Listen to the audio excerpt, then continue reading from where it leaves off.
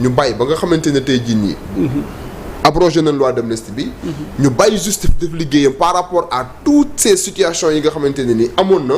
et que mu provoqué en tout cas des pertes de vies humaines. provoqué en tout cas ñoo xam ne ñàkk nañ ci parce que aussi quand on me parle des gens yoo xam ne dañoo nekk en détention mais am na ñoo xam ne c'est des commerçants bokkuñu woon APR bokkuñu woon Pastef seeni marchandise fa la jaaree seeni boutique fa lañ ko taale. donc ces gens là bu fekkente ne yow da ngay def benn répartition. parfois loolu ñoom seen situation mën na la échapper. te seen situation bu la échapper rek en tant que état da ngay créer benn rupture d'égalité boo xamante ne nii. day préjudicier ñeen nañuy favoriser ñi nga xam ne ñoom ñoo ci des. et je crois que le procédé utilisé par l'État ne me paraît pas être un bon procédé. ok Amadou Diouf sur cette question le plan adopté tey par le régime en place à travers ministère de la famille bi may mën a jëy jiite libellé naa ko léegi ma yokkaale ci rek une allocation forfaitaire. de 500 000 francs CFA pour chaque personne concernée par les injustices liées à ces événements tels que les tortures ou les emprisonnements illégaux. Cette mesure inclut également la prise en charge médicale si nécessaire. waaw xam nga ni Pape Amadou wax. mooy li am c'est-à-dire que. tey ils ont faussé le procédé. Pourquoi? Parce que tey li gënoon. mooy bu ñu leeraloon mbir yi maanaam ñu dem procès comme dañuy abrogé li nga xam ne mooy amnistie bi bu ñu ko abrogé ba pare ñi ñuy topp yaakaar ne def nañu bu ñu leen toppee à partir de ce moment ci la ñuy xam ñoom li ñu def kan la ñu causé tort kan la ñu war a réparer préjudice mais munoo sur la base de statistiques boo xam ne sax ça ressemble à un sondage ñu ne diw de bokkoon na ci kee bokkoon na kii ne man sama mbokk dee na ci kee ne man sama tànk damm na ci rek ñu daal di def benn statistique dajale ay chiffres répertorier ay nit def benn liste ne ñii kii lii la war a am kii lii la war a am. naa ñëw ci montant yi j'ai évoqué l'ANSD. non l'ANSD defu fi benn liggéey bu scientifique lu dul. liggéey ba ñu daj tu ne vas pas remettre en cause leur crédibilité tamit. waaw dama m'expliquer c'est pas un travail scientifique. ANSD laa wax de. xam naa ANSD bu baax ils sont très sérieux je les respecte beaucoup mais dama ne ci liggéey bii defuñu liggéey scientifique dama ne. waaw dañ leen a jox ay données. ñoom données yooyu la ñu basé wu pour defar benn kii lu mu tëti benn plateforme daal di dresser ñi nga xam ne la ñu yaakaar ne ñoom la ñu war a indemniser c'est pas ça le procédé. procédé bi mooy da ngay dem procès ñu xam exactement ñan ñooy partie civile ci biir procès bi ñooñu constitué wu partie civile ci procès bi.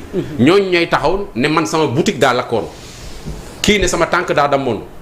kii ne dañ maa fokk sama bët ku nekk nga wax sa préjudice en tant que partie civile léegi nag bu boobaa si c'est prouvé que ne effectivement parce que ñu lakk boutique am na assurance bu jëlee assurance bu versé ko dans les pièces justificatives mais kooku mën nañoo basé wu ci loolu ne effectivement constat d'huissier ak assurance am wane na ne boutique am lakkoon nañu ko kooku mën nañ koo jël boole ko ci données yi waaye mënumaa yeewu man Amadou Diouf yeewu ne dañoo lakkoon sama kër fekk lakk ñu sax sama néegu ñax ban preuve la ñu am la preuve c'est de bonne foi rek dañuy ñëw ne ki diw ne ku nekk nga wax li ngay wax ñu dugal ci liste non bu ñu ko jaarale woon fi ñu ko waroon jaarale comme procès bu amee dina leer dinañ xam exactement kan moo yàqule ak lan la yàqule parce que yàqule day indi ay preuve parce que justice doo fa dem ak loxoy nen déedéet dem ci juge bi ne ko damaa yàqule rek taxaw xel xam nga di nga indi ay preuve yooyu ngay indi mooy tax ñu mën ci sukkandiku pour mën laa indemniser donc foofu déjà ça pose problème bu fekkee ne nag dafa am ay cas d'urgence koo xam ne dafa feebar mënut a xaar y a le fonds de solidarité nañ ko yóbbu foofu bokkul ak lii ça n'a rien à voir. Il y a des mécanismes qui existent. Il y a des mécanismes yoo xam dañ ko teg ba pare pour la solidarité parce que le ministère c'est de la famille et de la solidarité. Même au ministère de la santé. Maintenant ce ministère là a la possibilité moom d'indemniser ou bien duñ ko tuddee sax indemniser mais secourir et assister des gens yoo xam ne même bu dul manifestation yooyu sax un Sénégalais qui est dans le besoin boo xam ne y a urgence médicale y a urgence à ce que ñu taxawu ko loolu l'État a le droit et le devoir mu taxaw ñooñu. donc loolu mën nañ ko yóbbu ci fonds de solidarité. moo tax il est plus préférable d'utiliser le mot secours le verbe secours. non c'est secours c'est pas une indemnisation moom. non foofu du indemnisation. voilà foofu du indemnisation foofu c'est un soutien. c'est un secours. c'est une assistance. si vous voulez donc foofu loolu moo fa mën a am. tout à fait maintenant nag bu ñu waxu indemnisation day fekk justice tranché ba xam mesurer préjudice bi. préjudice bi ñu estimer ko en termes d'argent ñu ne. maanaam kii lii la war a am looloo indi coow li maa ngi ñëw ci xaalis bi parce que boo toogee. ne diw 500000.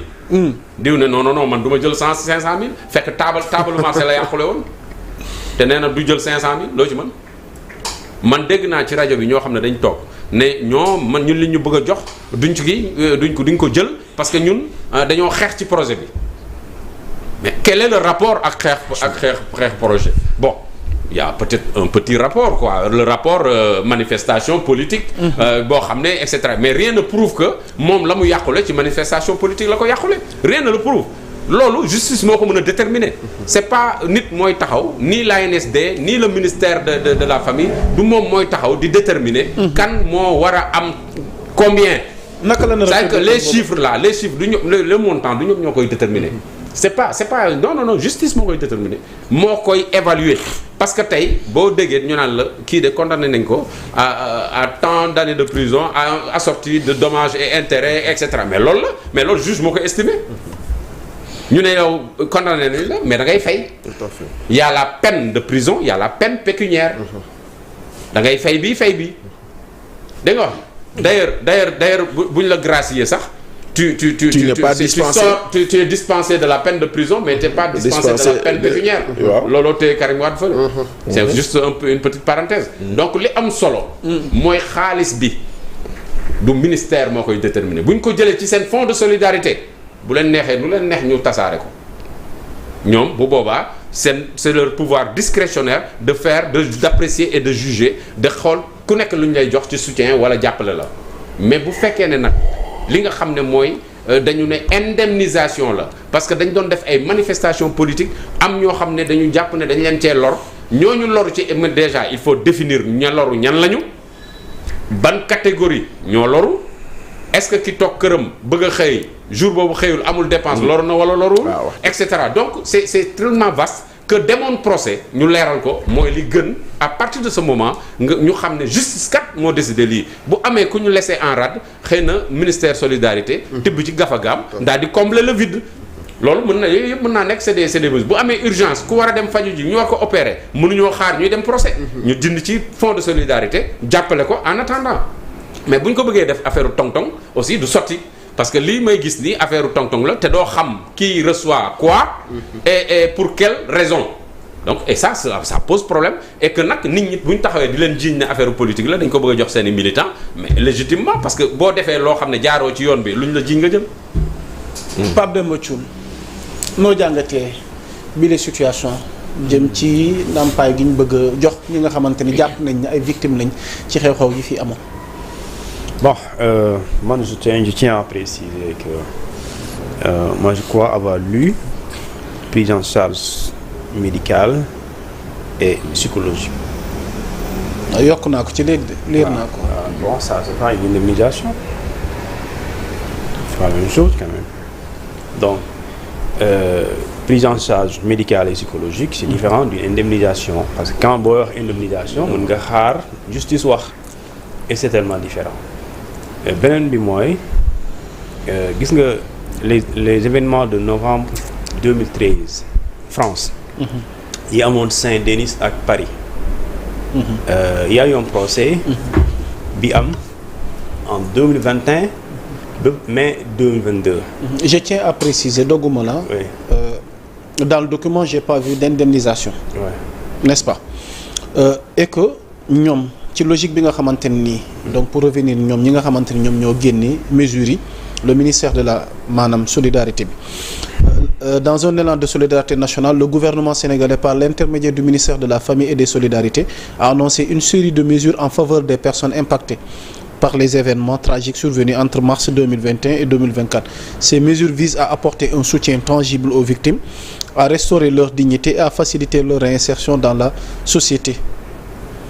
voilà. Parmi les mesures pour ma à titre de rappel ngeen baal ma nag souvent je lis beaucoup mais lépp dama bëgg lu factuel rek 10 millions de francs CFA pour les familles des personnes décédées dans le cadre de ces événements tragiques, l'admission au statut de pupille de la nation pour les mineurs ayant perdu leur tuteur pendant cette période, une bourse de sécurité familiale en plus de la couverture sanitaire universelle et d'une carte d'égalité des chances pour les familles gravement affectées, une prise en charge médicale pour tous les détenus et ex-détenus afin de garantir leur rétablissement et leur bien-être.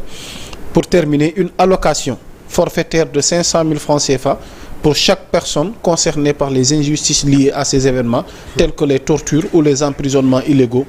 Cette mesure inclut également la prise en charge médicale si nécessaire. Mais yaa Moussa, avant que tu poursuives. Waaw. Même si on n'a pas mentionné expressément le mot indemnisation, mais de manière dérobée, li ñu wax fii nii, mais c'est de l'indemnisation. C'est ça l'indemnisation. Non mais libellé bi ngeen baal ma. Assistance aux détenus et aux autres victimes de la période préélectorale 2021-2024. C'est vrai assistance lañ ko tuddee mais lii indemnisation la. Non, c'est de la sémantique seulement. Moi mon expression parce que l'assistance n'est pas limitée à 2021-2024. Mais moi j'ai lu et j'ai compris, vous avez lu, vous avez compris. Vous avez parlé d'indemnisation. Moi li ma gis mooy en plus parce que non assistance wax nga dëgg tu as raison. moi j'analyse ce que j'ai lu et en analysant j'ai fait une comparaison plus vaste yaa ngi comprendre.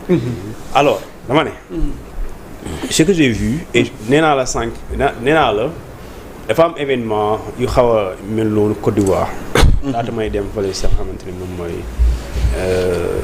mooy les événements de novembre 2013 Côte d'Ivoire Alassane Ouattara daa jël lu ñu tuddee benn période 1990 ba 2011 mu gis ne la Côte d'Ivoire a traversé des troubles politiques graves ayant occasionné ay milliers de décès.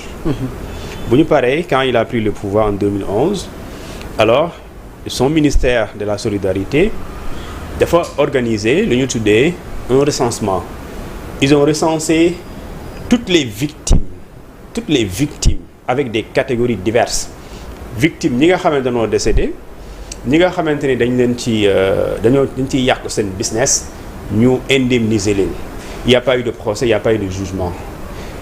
Quand li ñu tuddee les événements de novembre 2013 par exemple, c'est-à-dire pour dire que c'est une prise en charge médicale et psychologique.